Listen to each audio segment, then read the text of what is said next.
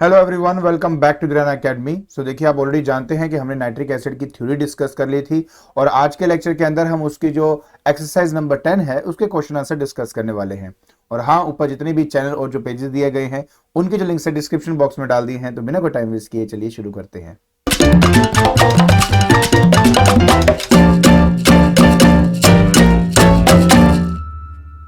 तो देखिए, पहला क्वेश्चन हमारा जो है वो एमसीक्यू बेस्ड है। कहता है the nitrate salt which does not give a mixture of NO2 and O2 on heating is. ये है हमारा potassium, that is nitrate. Even sodium nitrate के अंदर भी यही होता था हमारे पास। फिर उसके बाद आता है बेटा chemical used in the brown ring test is. ये जो हमारा फेरस सल्फेट है इसका हम इस्तेमाल करते थे, फेरिक का इस्तेमाल नहीं करते थे। उल्टा अगर आपको याद हो तो हमने कहा था कि जो फेरस सल्फेट का जो सोल्यूशन होता है वो फ्रेशली प्रिपेयर करना चाहिए, बिकॉज अदरवाइज वो क्या करता है, वो ऑक्सीडाइज हो जाता है और वो फेरिक सल्फेट बन जाता है और वो हमारा पर्पस जो है डिफीट कर देता है ब्राउन रिंग टेस्ट का। तो इसलिए हमारा जो आंसर है वो सेकंड है। कहता है the lead nitrate decompose on heating to give. और यार आपको पता ही है कि रेडिश ब्राउन कलर का जो है वो धुआं उसमें से निकलता था एंड वो हमेशा दैट इज नाइट्रोजन डाइऑक्साइड की वजह से निकलता है। तो ये आपका सही आंसर है। देखिए, इसके बाद नेक्स्ट हमारा क्वेश्चन है, ये तो वन वर्ड क्वेश्चंस होते हैं हमारे। कहता है कि the nitrate of metal which on heating does not give nitrogen dioxide. तो सबसे पहले सोडियम नाइट्रेट, अभी पोटेशियम नाइट्रेट के बारे में बताया था, मैंने कहा था ना कि सोडियम नाइट्रेट भी यही बिहेव करता है, तो ये इसका आंसर है। उसके बाद आता है बेटा आपका the nitrate which on heating leaves no residue behind. याद है अमोनियम नाइट्रेट के बारे में बताया था।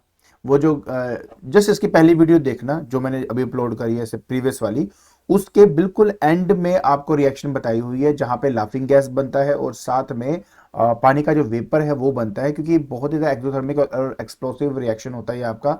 तो बचता ही कुछ नहीं, कोई रेसिड्यू नहीं बचता पीछे आपका। ठीक है, तो ये इसका आंसर हुआ, बाकी ये लिख दिया मैंने। इसके अलावा आता है बेटा the metal nitrate which on heating is change into metal oxide. हमने इसके बारे में भी स्टडी किया हुआ है, कैल्शियम नाइट्रेट हमारा आंसर है। एंड उसके बाद हमारा आता है the metal nitrate which on heating is change into metal. याद है सिल्वर नाइट्रेट या मर्कुरी नाइट्रेट के बारे में हमने बात करी थी, वही वाली है। याद रखिए, जो सेकंड नंबर क्वेश्चन है जो हमने पिछली वीडियो डाली है उसके रिलेटेड ये आंसर्स देने पड़ेंगे सारे आपको। A solution which absorb nitric oxide, ये फ्रेशली प्रिपेयर्ड फेरस सल्फेट, क्योंकि अगर दूसरा हम यूज करते तो वो नहीं करता है। उसके बाद नेक्स्ट है the oxide of nitrogen which turn brown on exposure to air, how is it prepared. यार हमने पता नहीं कितनी बार ये रिएक्शन, कितनी बार ये चीज़ें हमने स्टडी कर ली हैं, बाकी आपके सामने फिर भी रख दिया है। देखिए, सिंपल सी बात है, अगर मेरे पास कोई अमोनिया है और अगर मैं ऑक्सीजन की प्रेजेंस में अगर देखूं तो अगर जब उसकी ऑक्सीडेशन होती है, प्लेटिनम होता है, जब 800 डिग्री सेल्सियस का टेम्परेचर होता है, तो उस पर्टिकुलर कंडीशन के अंदर हमारे पास नाइट्रोजन ऑक्साइड जो है वो बनता है, सब में पानी के वेपर और हीट जो है वो तो प्रोड्यूस होगी होगी। ठीक है, सो ये सारा जो है ये हमारा हो गया क्वेश्चन नंबर 2। इसके बाद हम बात करेंगे क्वेश्चन नंबर 3 की। कहता है कि mention the 3 important uses of nitric acid and give the property of nitric acid involve in the use. मैंने आपको ऑलरेडी इसके ऊपर प्रॉपर मतलब डेडिकेटेड वीडियो मैंने डाली हुई है, डिटेल पढ़नी हो तो वहां पे आप पढ़ सकते हैं। तो बाकी मैंने मेन यहाँ पे रख दिया है कि गोल्ड को प्यूरिफाई करने के लिए, एक्वा रिजिया को बनाने के लिए, इचिंग करने के लिए, ब्रास एंड कॉपर के ऊपर इचिंग करने के लिए इसका इस्तेमाल होता है। बाकी उनके रीजंस भी आपके साथ मैंने यहाँ पे लिखे हुए हैं और मैंने समझा दिया हुआ कि बेटा कि कौन सी चीज कैसे और क्यों होती है। सो देखिए, अब हमने बात करनी है इस क्वेश्चन नंबर 4 की। कहता है explain with the help of the balance equation the brown ring test for the nitric acid. देखिए, अगर आपको अच्छी तरह याद हो, मैंने इसके ऊपर प्रॉपर एक डेडिकेटेड वीडियो बनाई हुई है और उसके अंदर मैंने प्रॉपरली आपको एक्सप्लेन किया है कि ब्राउन रिंग टेस्ट कैसे होता है, हम किन किन चीज़ों का इस्तेमाल करते हैं।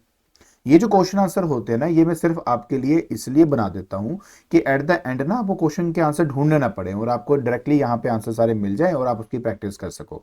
तो एक बार मैं आपको जनरल बता देता हूँ, उसके बाद जल्दी जल्दी हम आगे बढ़ते हैं। ठीक है, तो ये है इसका प्रॉपर आंसर। देखिए, सिंपल सी बात है, हम सबसे पहले एक फ्रेशली प्रिपेयर्ड फेरस सल्फेट बनाते हैं और उसको हम जो नाइट्रिक एसिड है उसके अंदर ऐड कर देते हैं। ऐड करने के बाद हम क्या करते हैं कि जो हमारे पास टेस्ट ट्यूब होता है, टेस्ट ट्यूब की वॉल्स के साथ concentrated sulphuric acid drop by drop उसमें ऐड करना हम शुरू कर देते हैं।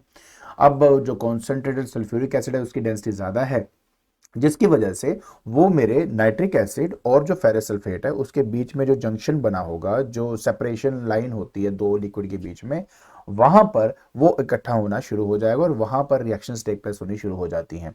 अब देखिए फेरस सल्फेट जो है, अगर मेरे पास जो सल्फ्यूरिक एसिड है और नाइट्रिक एसिड से मिलकर ये जो फेरिक सल्फेट है वो क्रिएट करता है, बट साथ में बनता है हमारा NO। ये NO बहुत इंपॉर्टेंट है, क्यों? क्योंकि ये जो NO है ना, ये मेरे फेरस सल्फेट से फर्दर मिलकर यहाँ पर नाइट्रोसो फेरस सल्फेट बनाता है, जो कि ब्राउन रंग का होता है। ये जो ब्राउन रिंग है वो बेसिकली इसी की वजह से होता है। तो ये सिर्फ हमें तभी पता लगता है या फिर तभी हो सकता है जब हमारे पास एक ऐसा मतलब या फिर नाइट्रेट सॉल्ट हो या नाइट्रिक एसिड हो, ये तभी ऐसा हो सकता है, अदरवाइज नहीं हो सकता। तो यहां से हम इसको आसानी से आइडेंटिफाई कर पाते हैं। फिर नेक्स्ट बेटा हमारे पास आता है फ्रेशली प्रिपेयर्ड फेरस सल्फेट हम इस्तेमाल क्यों करते हैं। देखिए सिंपल सी बात है, जो फ्रेशली प्रिपेयर्ड फेरस सल्फेट हमारे पास होता है, अगर मैं उसको फ्रेशली प्रिपेयर नहीं करूंगा और पहले बना के रख लूंगा तो वो एटमॉस्फेयर के साथ मिलकर ऑक्सीडाइज हो जाएगा, और अगर एटमॉस्फेयर के साथ वो मिलकर ऑक्सीडाइज हो गया तो वो फेरिक सल्फेट बना देगा, और जो हमारा पर्पस है वहीं पे डिफीट हो जाता है, तो हमें ब्राउन रिंग टेस्ट हम नहीं कर पाते हैं। So that is the reason why कि हम ये करते हैं। नेक्स्ट आता है बेटा कि from the following list of substances choose one substance in each case and which matches the description given below. तो ये बहुत सारे आपको यहाँ पर मतलब दिए हुए हैं कंपाउंड्स, और हमें क्या करना है कि ये जो स्टेटमेंट्स दिए इनके सामने इनके आंसर्स डालने हैं। इजी है, मैं सीधा सीधा आपको आंसर दे देता हूँ। कहते हैं substance which gives off only oxygen when heated, तो पोटेशियम नाइट्रेट हमारे पास है। याद है यार, पोटेशियम नाइट्रेट सोडियम नाइट्रेट, कब से ये बात बता रहा हूँ आपको इसके बारे में मैं। तो उसके बाद नेक्स्ट आता है हमारे पास a substance which on heating decompose into dinitrogen oxide. ठीक है, नाइट्रस ऑक्साइड की अगर मैं बात करता हूँ एंड स्टीम की फॉर्म में, तो अमोनियम नाइट्रेट है। ये डाई नाइट्रस वही है, अमोनिया क्या कहते हैं इसको, लाफिंग गैस, ये वही लाफिंग गैस है, और जो जिसमें कोई रेसिड्यू नहीं बचता था हमारे पास। उसके बाद है substance which gives off oxygen and nitrogen dioxide when heated, तो जिंक कार्बोनेट आप इसमें लिख सकते हैं। इसके अलावा नेक्स्ट हमारे पास है substance which on heating leaves yellow residue, तो आंसर है लेड नाइट्रेट। तो इस तरीके से आपने इन क्वेश्चन के आंसर देने थे। बहुत इजी है, आपको बस अच्छे से मेरी वो जो जितनी भी वीडियोस डालता हूँ थ्योरी की, उनको ढंग से करना है, लिख लिख के प्रैक्टिस करनी है। मैं कहता हूँ आपके नंबर कमा ही नहीं सकते, और अगर आ रहे हैं तो प्लीज़ थोड़ी मेहनत में कहीं ना कहीं कमी है, थोड़ा सा और प्रैक्टिस अच्छे से करें, हो जाएगा, डोंट वरी। सो देखिए अब हमने बात करनी है अपने क्वेश्चन नंबर 6 की। कहता है the action of heat on the blue crystalline solid x. देखिए सिंपल सी बात है, अब जब ब्लू क्रिस्टलाइन बोलते हैं मतलब कॉपर तो आ ही गया है, ठीक है। उसके बाद वो कहता है gives the reddish brown gas Y. पता नहीं कब से हम पढ़ रहे हैं, रेडिश ब्राउन गैस जो है NO2 होता है हमारे पास। A gas which relights a glowing that is splint. Okay, उसके बाद gives black residue basically copper oxide का हमारे पास होता है, क्योंकि कॉपर है ना, तो कॉपर से कॉपर ऑक्साइड पक्का बना होगा। कहते हैं कि when a gas Z which has a rotten egg smell, hydrogen sulphide, ये इसका सही आंसर है। Is pass through the solution of X a black precipitate is formed. इन सब के बारे में बताना है। देखिए जनरल तो पता लग ही गया होगा, आपने अगर वीडियो देखी हुई तो आपको सब पता है कि यार इसका आंसर क्या होगा। बाकी एक बार जस्टिफिकेशन देख लीजिए। तो कॉपर नाइट्रेट हमारे पास है, नाइट्रोजन डाइऑक्साइड बन जाता है, और साथ में हमारे पास हाइड्रोजन सल्फेट है। तो ये मेरा ए पार्ट हो गया, ठीक है। इक्वेशन ये रही, तो कॉपर नाइट्रेट को थोड़ा सा हीट कर दीजिए, तो ये हमारे पास ब्राउन जो हमारे पास जो कलर का जो गैस है वो इवॉल्व होनी शुरू होती है, नाइट्रोजन डाइऑक्साइड जो है वो हमारे पास बनता है यहाँ पे, ठीक है। Right equation between the solution of X and the gas Z। तो ये लीजिए, अगर हमारे पास कॉपर नाइट्रेट है और उसको H2S से मिला दिया जाए तो कॉपर सल्फाइड बनता है जो COS है, और साथ में हमारे पास बनती है nitric acid that is HNO3। तो इस तरीके से आपने अपना ये वाला पार्ट कंप्लीट करना था। देखिए बहुत सिंपल है यार, मुश्किल नहीं है। चलिए आगे बढ़ते हैं। नेक्स्ट 7 नंबर कहता है XYZ, आपको 3 क्रिस्टलाइन सॉलिड दिए गए हैं, they which are soluble in water and have a common ion. ठीक है, आयन इनका जो है वो कॉमन है। आपको आयन कैटायन याद है कि नहीं है, ये बता दीजिए मेरे को आप पहले। कैटायन हमारा होता है पॉजिटिवली चार्ज, और एनायन जो होता है वो होता है हमारे पास नेगेटिवली चार्ज, जो एनोड की तरफ भागता है। तो ये बात हमेशा याद रखना। To help you to identify X, Y and Z, you are provided with the following experimental observation. Copy and complete the corresponding inference in A to E. So a reddish brown gas is obtained when X, Y, Z are separately warmed with concentrated sulfuric acid and copper turning added to the mixture. ठीक है, समझ गया. The common ion in this is obvious nitrate है यार, ये सभी nitrates के बारे में तो बात हो रही है. अगर ये नाइट्रेट ना होता तो ये रेडिश ब्राउन जो गैस है वो इवोल्व ना होती, सीधी सी बात है. आगे देखिए.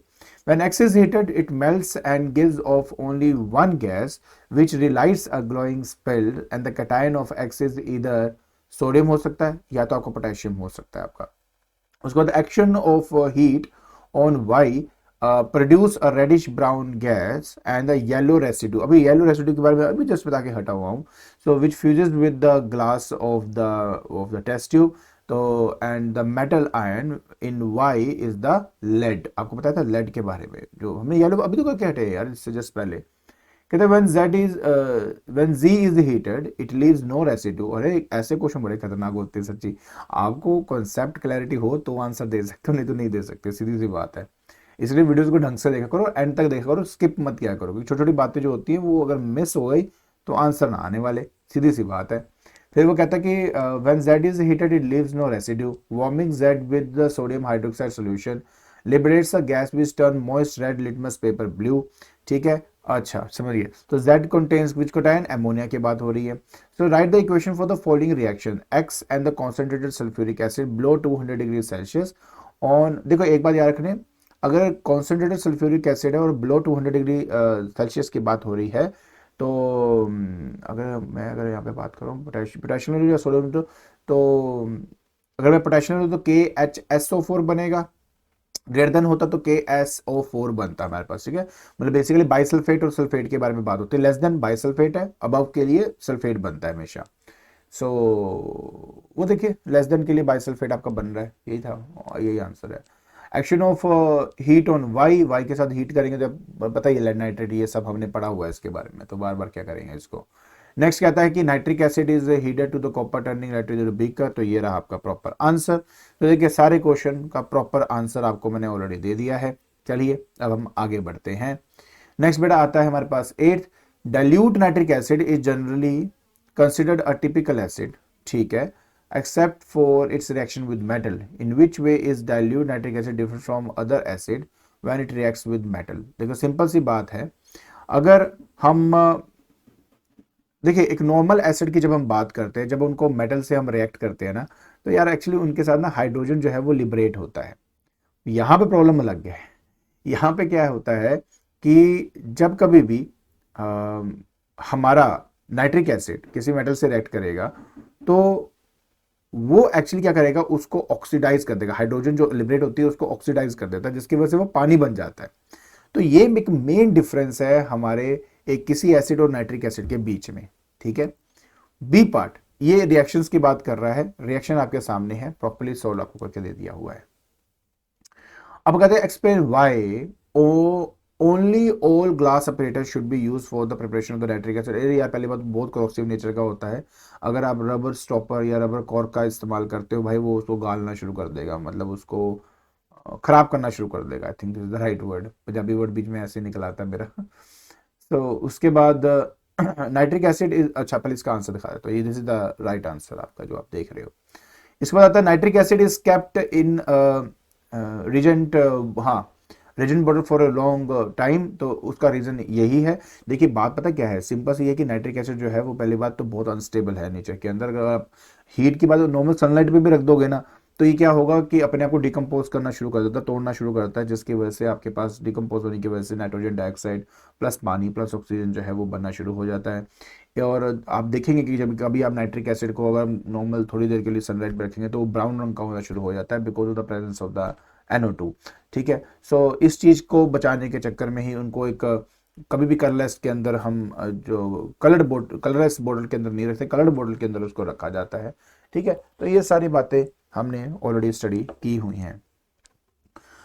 ओके, इस एक्सपेरिमेंट को तो अगर आपको अच्छी तरह याद है तो आप 2 मिनट में इसके आंसर सारे दे दोगे. आपने पढ़ा हुआ है कि फिगर मैं पढ़ देता हूँ क्वेश्चन पहले आपके लिए सारा.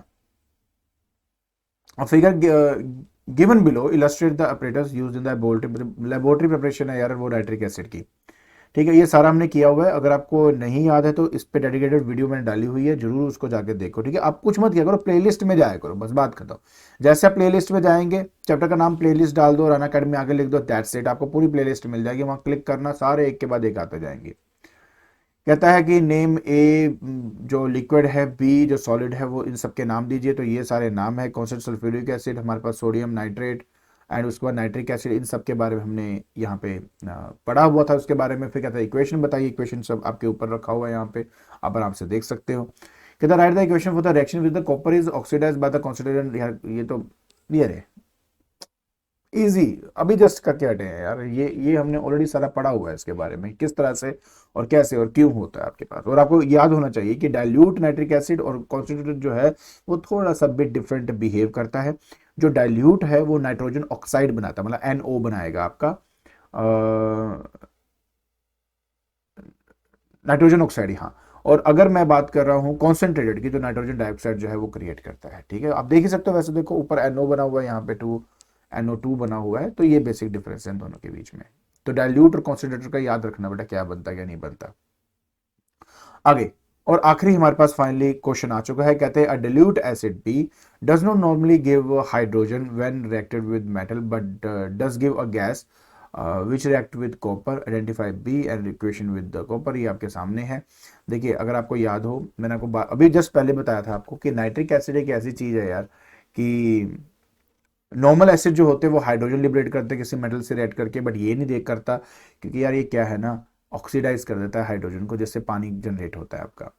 तो अगर हम यहाँ पे बात कर रहे हैं टू गिव गैस बना रहा है आपके पास, ठीक है, तो इस केस में हम डाइल्यूट एसिड लेंगे, दैट इज नाइट्रिक एसिड। और जब हम डाइल्यूट नाइट्रिक एसिड का इस्तेमाल करते हैं तो NO क्रिएट होता है, NO2 क्रिएट नहीं होता है।